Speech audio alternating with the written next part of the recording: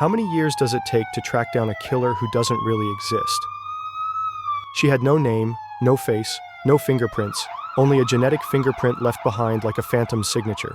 She was everywhere and nowhere at the same time. This is the story of the biggest forensic failure in history. This is the story of the Phantom of Heilbronn.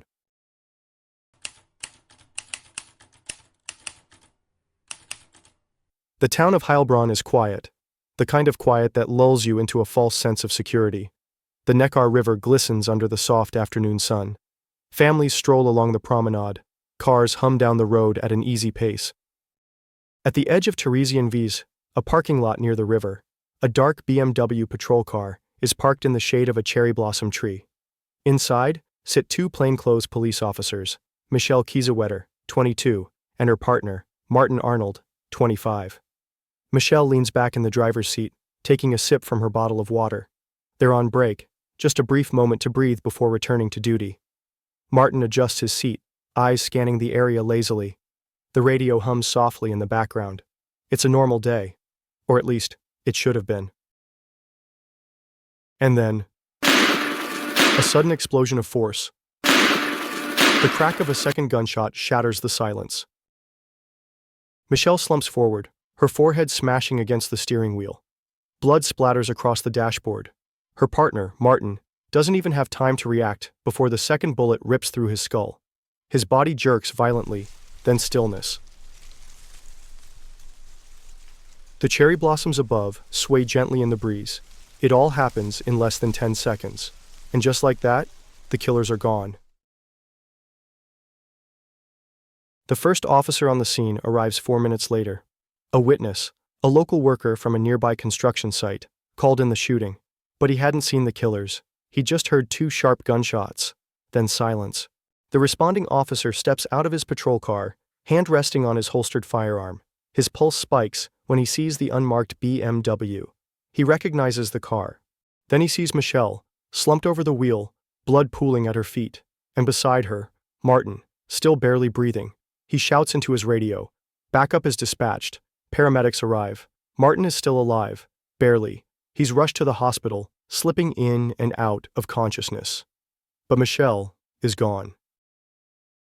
The crime scene baffles investigators. There is no forced entry, no sign of a struggle, no robbery. Michelle's service weapon is still in its holster. Martin's gear is untouched. No witnesses. The killers vanished without a trace. No CCTV, no descriptions, no getaway vehicle. The execution-style nature of the attack sends shockwaves through the police force. This wasn't a random shooting. Someone had walked up to 2 trained officers, fired precise kill shots, and disappeared without a single trace of evidence.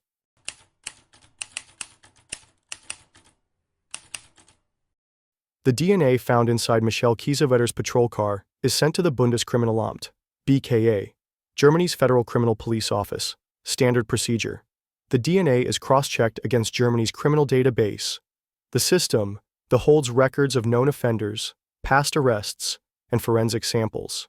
The process is simple. If the DNA belongs to a known criminal, the database will return a name, a face, a history. If this person has a criminal history, their identity will appear within seconds. The system loads. A match is found. But when investigators open the file, the match isn't to a person. It's to dozens of crime scenes.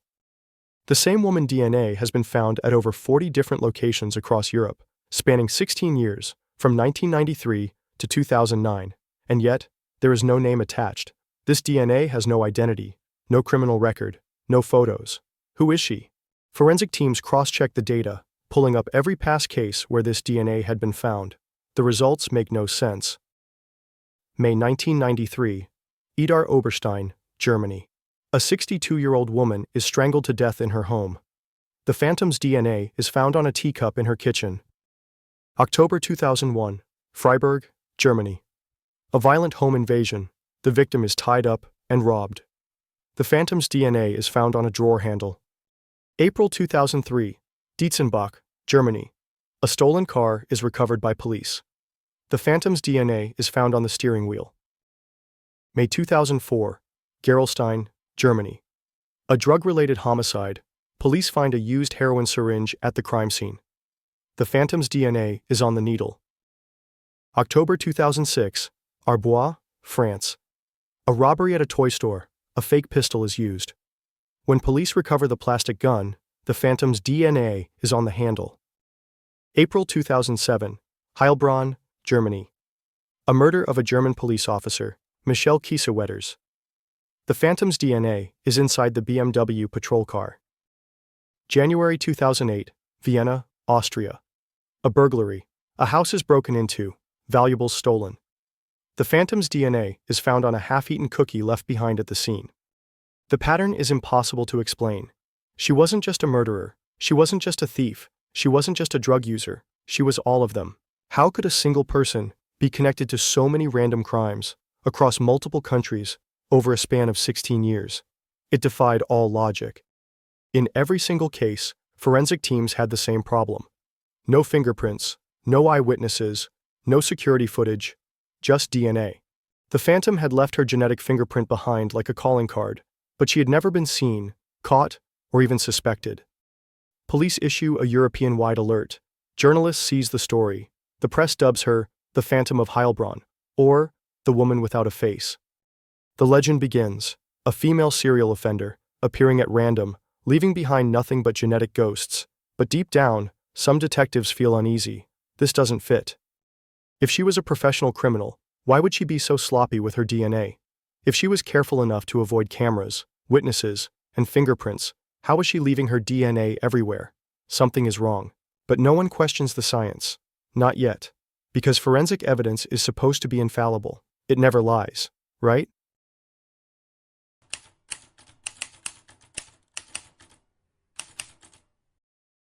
The investigation into Michel Kiesewetters' murder has gone from a tragic police killing to Europe's greatest forensic mystery. Detectives have spent months following leads, searching for any trace of the person whose DNA was found inside the patrol car. In early 2008, German authorities go all in. The biggest manhunt in European history is launched to find this one woman. Interpol is alerted. A €300,000 reward is issued for any information leading to her capture. Over 1,000 officers across 3 countries are assigned to track her down. But how do you find someone who has never been seen? They started to make theory about this Phantom of Heilbronn. Theory number 1, the Phantom is a professional assassin. Some investigators believe Michel Kiesewetters' murder was not random. It was a contract killing. 2 gunmen, both highly skilled, ambushed her patrol car. Michel was executed with a single shot to the head, a precise, military-style kill. Her partner survived, but remembered nothing, as if the attackers had left no room for error. So, why would an assassin's DNA be found inside the car? Perhaps she was watching from a distance, scouting the area before the hit. Or maybe, she was there before the murder even happened. What if she had been in the car earlier that day, gathering intel? If true, that meant she was embedded inside police operations. A chilling thought. But if she was an assassin, who was she working for? Theory number 2, the Phantom is a mafia enforcer. Another theory emerges. The Phantom isn't just a killer. She's a mafia hitwoman, carrying out jobs for German, Russian, or Eastern European crime syndicates. Some of her crimes involve home invasions, possibly targeting people who owed money to the mob. Her DNA was found at drug-related murder scenes. Was she enforcing cartel business? Her DNA was even found on a discarded heroin needle. Was she involved in drug trafficking? The mafia theory gains traction when police realize that several of the crimes overlap with known organized crime activities. Could the Phantom be a traveling enforcer, cleaning up loose ends across Europe? It would explain why no one had ever caught her. But then there's a problem. If she was part of a major crime organization, why would she leave her DNA behind at every scene?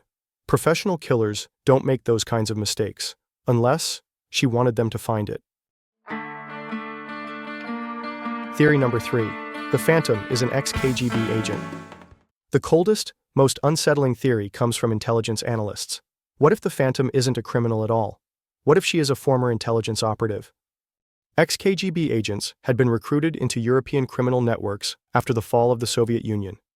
Russian operatives were known for disguise, evasion tactics, and psychological warfare. Her ability to appear at crime scenes but never be seen suggested military-level training. Could she be a government-trained assassin gone rogue? If so, tracking her down wouldn't just be dangerous, it would be impossible. Because if she was one of them, she already knew every trick in the book to stay hidden.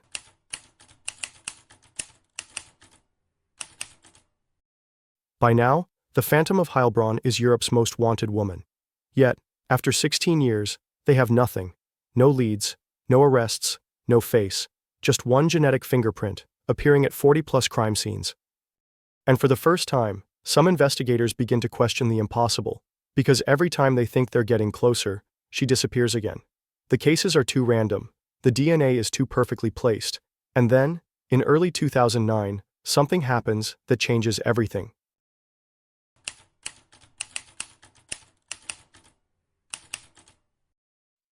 Firefighters arrive at the scene of a burned-out building, a refugee shelter that had caught fire overnight.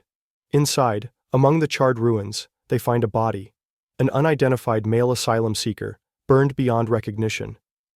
As part of standard procedure, forensic investigators collect DNA from the remains, hoping to identify him.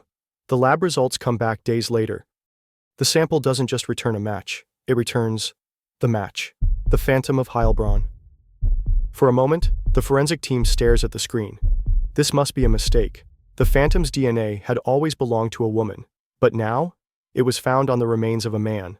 That was impossible. Had he known her? Had they been in contact? Or was something deeply wrong with the investigation itself? By 2009, a German detective sat at her desk, drowning in frustration. They had interrogated criminals, raided hideouts, traced weapons, and reconstructed timelines. But every lead collapsed. And now, they had just found the Phantom's DNA on the charred remains of a male asylum seeker. A man. A result that should be impossible. Exhausted from the endless dead ends, she makes a reckless, desperate decision. She reaches for a sealed forensic swab, a cotton-tipped stick, fresh, unused, straight from the police department's supply room. A swab that has never been inside a crime scene. She runs it through the DNA database. It should come back blank. It should show nothing. Instead, the Phantom's DNA is already there. For a moment, she tells herself it's a glitch, a lab error. She runs the test again, same result. The Phantom's DNA is still there. Her pulse quickens. She calls in another forensic expert, then another. The room grows silent as they check the batch number on the swabs. They pull more unused forensic swabs from storage. Test them. And the results? Every single one contains the Phantom's DNA. This is beyond a mistake. This is a catastrophe. If these forensic swabs were already contaminated before they even reached crime scenes, then every DNA test that used them is worthless. They had built entire criminal cases on forensic evidence that was never real. The realization hits like a gut punch. The team scrambles to trace where these forensic swabs came from, and that's when they make a chilling discovery. All of them were produced in one place, a medical supply factory in Austria, and that's where they find her. She is not a murderer. She is not a master criminal. She is not an assassin. She is an elderly factory worker, employed in quality control. For years, she had been handling thousands of cotton swabs, carefully checking them for imperfections before they were sterilized and shipped to forensic labs across Europe. But there was one critical oversight. The factory that produced these swabs had never designed them for forensic investigations. The factory had followed medical industry standards. They had never claimed their swabs were certified for forensic DNA testing. Their products were meant for medical use only, and while the swabs were disinfected before leaving the factory, disinfection does not remove DNA. Her genetic material unknowingly contaminated the entire forensic supply chain. This should have been caught years earlier, but one key fact prevented it. The factory workers' DNA was not in any police database. Only convicted criminals, arrested suspects, or unidentified remains are stored in law enforcement DNA databases. Because she was an ordinary citizen, her DNA was never recorded anywhere. When forensic teams tested their samples, her DNA came back as an unidentified woman, but with no match to any name. If her DNA had been in the system, the error might have been discovered much sooner. Forensic teams had trusted their tools blindly, never once thinking to test the swabs themselves for contamination. And because of this one assumption, her DNA had been mistaken for a serial criminal's. For 16 years, police had been hunting a ghost, a harmless factory worker's DNA, unknowingly spread onto crime scenes by forensic scientists themselves. The pursuit of the so-called Phantom of Heilbronn was a massive undertaking that consumed significant resources over several years. Specifically, the Heilbronn Police Department alone logged 16,000 hours of overtime in their efforts to apprehend the elusive suspect. Financially, the investigation incurred substantial costs, with estimates indicating that approximately €2 million were expended during the course of the search. They had believed, beyond a doubt, that she was a ruthless, highly skilled criminal, an assassin, a drug trafficker, or a mafia enforcer. It was a billion-dollar mistake caused by one simple flaw in forensic science. The biggest case in modern forensic history had been nothing more than a contaminated cotton swab,